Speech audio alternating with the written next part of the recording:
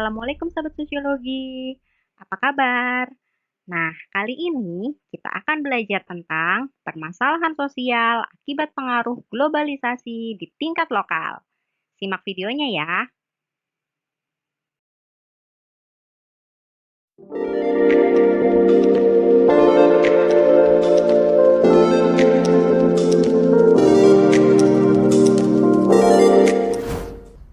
Permasalahan sosial akibat pengaruh globalisasi di tingkat lokal mencakup permasalahan lokal di bidang ekonomi, permasalahan lokal di bidang budaya, dan permasalahan lokal di bidang politik.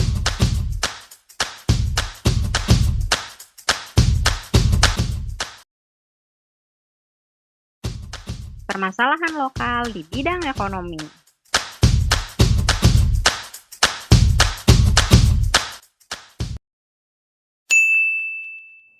Perhatikan gambar di samping. Nah, kira-kira sahabat sosiologi bisa mendeskripsikan apa ya tentang gambar di samping? Kenapa ya gambar di samping itu berkaitan dengan permasalahan lokal di bidang ekonomi? Ada yang tahu? Permasalahan lokal di bidang ekonomi erat kaitannya dengan mata pencaharian penduduk. Nah, gambar sebelumnya menunjukkan gambar pabrik industri. Nah, perluasan pabrik industri atau industri perusahaan ini akan mempengaruhi perubahan pada sektor mata pencaharian penduduk. Nah, pembangunan pabrik industri juga mendorong penduduk beralih mata pencaharian. Misalnya, sebelum ada pabrik industri, mata pencaharian penduduk itu sebagai petani atau mereka berkebun. Kemudian dengan adanya perluasan atau pembangunan pabrik di sekitar kawasan pertanian mereka, tentu mereka akan beralih mata pencaharian karena sudah tidak ada lahan lagi. Misalnya sebagai buruh pabrik di kawasan tersebut. Permasalahan lokal di bidang budaya.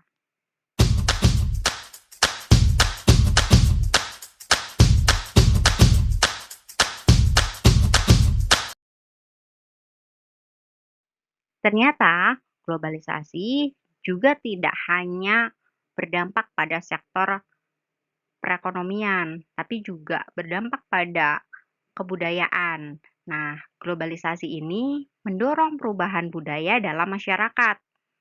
Perubahan tersebut dapat berdampak positif maupun negatif. Nah, penerimaan budaya baru tidak selalu berjalan mulus, sehingga seringkali mengakibatkan ketimpangan budaya. Apa itu ketimpangan budaya? Ada yang tahu? Komen di bawah sini ya.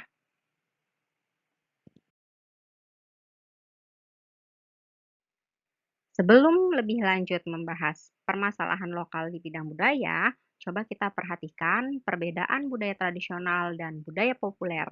Kita lihat pada tabel. Yang pertama, budaya tradisional. Budaya tradisional ini penyebarannya lebih banyak dilakukan secara lisan dan turun-temurun.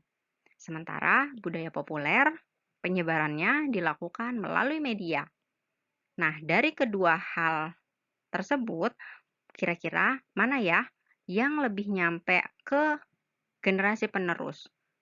Apakah penyebaran budaya tradisional atau penyebaran budaya populer? Yang kedua, budaya tradisional, pola penyebarannya tetap atau cenderung sederhana. Sementara budaya populer, penyebarannya bervariasi. Yang ketiga, budaya tradisional bersifat anonim. Artinya, tanpa nama atau tidak beridentitas. Sementara budaya populer jelas penciptanya. Yang keempat, budaya tradisional kegunaannya bersifat kolektif. Sementara budaya populer kegunaannya bersifat individu atau kelompok. Dan yang terakhir, budaya tradisional mempunyai logika tersendiri, sehingga kadang sulit dipahami masyarakat umum. Sementara budaya populer mempunyai logika umum dan cenderung mudah diterima oleh masyarakat umum. Budaya tradisional versus budaya populer. Jika kita lihat perbedaan budaya tradisional dan budaya populer pada tabel sebelumnya, maka budaya tradisional itu lebih cenderung terbatas, sederhana, kolektif, dan terkadang memiliki logika tersendiri. Kondisi tersebut berbanding terbalik dengan kondisi budaya populer yang cenderung luas dan mudah diterima oleh masyarakat umum. Ini terjadi ya fenomena bahwa generasi penerus lebih mengetahui atau lebih menyukai budaya populer dibandingkan budaya tradisional karena beberapa hal yang sudah disebutkan pada tabel sebelumnya. Permasalahan lokal akibat pengaruh globalisasi di bidang budaya ini dapat kita amati bahwa interaksi budaya global sangat berpengaruh ke seluruh dunia hingga di tingkat lokal. Akibatnya, ragam budaya populer mulai menggeser kebudayaan lokal. Permasalahan lokal di bidang politik.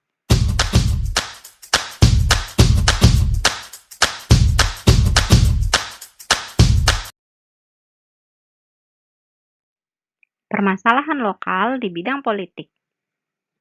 Permasalahan politik berkaitan dengan birokrasi, kebijakan pemerintah, dan proses pembangunan. Permasalahan di bidang politik pada umumnya terjadi ketika pemerintah lebih melindungi properti dan keuntungan perusahaan asing dibandingkan hak-hak masyarakat lokal. Isu permasalahan lokal di bidang politik dapat diamati pada pengaruh kebijakan internasional yang berdampak negatif terhadap kehidupan masyarakat lokal. Misalnya, dampak kebijakan perdagangan bebas yang mendorong perluasan ekspansi lahan industri dan melemahkan kebijakan proteksi produk lokal terhadap produk impor.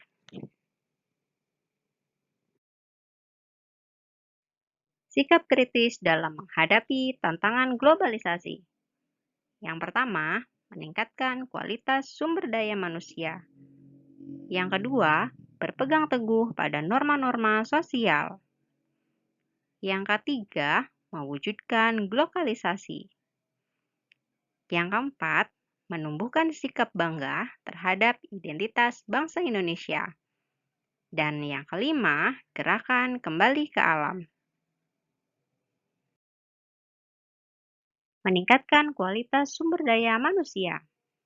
Dalam menghadapi tantangan globalisasi, masyarakat Indonesia dituntut untuk mampu bersaing dengan sumber daya manusia dari negara lain. Nah, apabila kualitas sumber daya manusia yang dimiliki suatu negara rendah, maka akan menimbulkan berbagai permasalahan sosial dalam masyarakat. Misalnya, masyarakat hanya menerima pengaruh budaya dari luar. Nah, kira-kira masyarakat Indonesia termasuk ke dalam kelompok mana ya? Upaya peningkatan sumber daya manusia.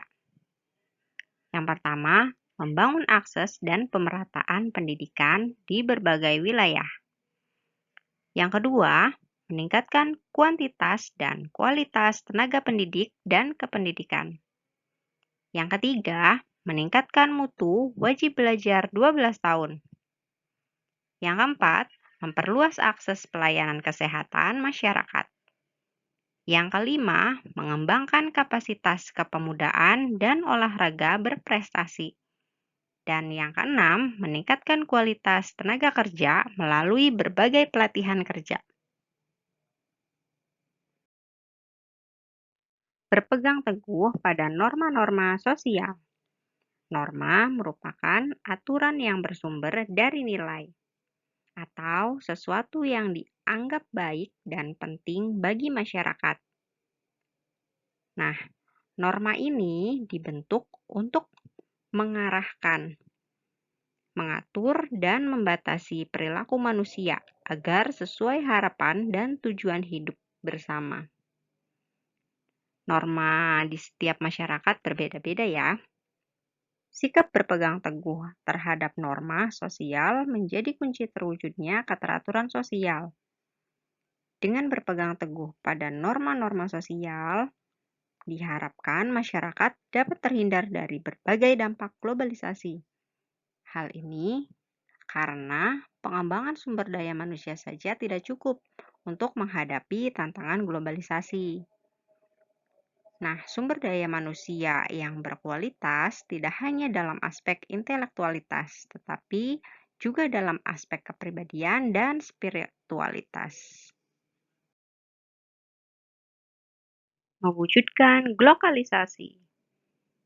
Ada yang tahu apa itu globalisasi? Nah, menurut Robertson, globalisasi merupakan unsur global terbentuk karena adanya unsur lokal. Sebaliknya, unsur lokal ada karena adanya unsur global. Suatu budaya dikatakan telah melakukan globalisasi apabila telah melakukan pertukaran budaya. Coba perhatikan gambar di samping. Nah, rendang burger ini merupakan contoh dari globalisasi, yaitu ada dua unsur budaya dalam hal ini berbentuk makanan dari dua negara yang bersatu. Kira-kira contoh dari globalisasi apalagi ya? Jika ada yang tahu, langsung saja komen di bawah sini ya. Menumbuhkan sikap bangga terhadap identitas bangsa Indonesia. Salah satu sikap bangga terhadap identitas bangsa yaitu dengan cara mencintai produk dalam negeri. Nah, hal ini juga dapat mendorong masyarakat lebih menghargai karya anak bangsa dibandingkan dengan produk-produk asing. Mencintai produk dalam negeri bukan berarti kita anti terhadap budaya luar ya. Namun, masyarakat justru harus berkembang ke arah yang lebih baik dengan memperhatikan kebudayaan dan identitas lokalnya. Hal ini diharapkan masyarakat dapat dan mampu menghadapi tantangan globalisasi. Gerakan kembali ke alam. Yang pertama, reduce, reuse, recycle, dan replace. Nah, limbah yang ada di lingkungan sekitar dapat diminimalisasi, digunakan kembali, didaur ulang, dan diganti dengan barang-barang ramah lingkungan. Kemudian yang kedua, melakukan penanaman pohon. Yang ketiga, memproduksi bahan bakar alternatif yang ramah lingkungan. Oke sahabat sosiologi, sampai di sini dulu materinya. Semoga bermanfaat. Materi selanjutnya kita akan bahas tentang ketimpangan sosial dalam masyarakat. Wah, menarik kan? Tunggu video selanjutnya ya. Jika video ini bermanfaat, jangan lupa like, komen, dan subscribe. Terima kasih.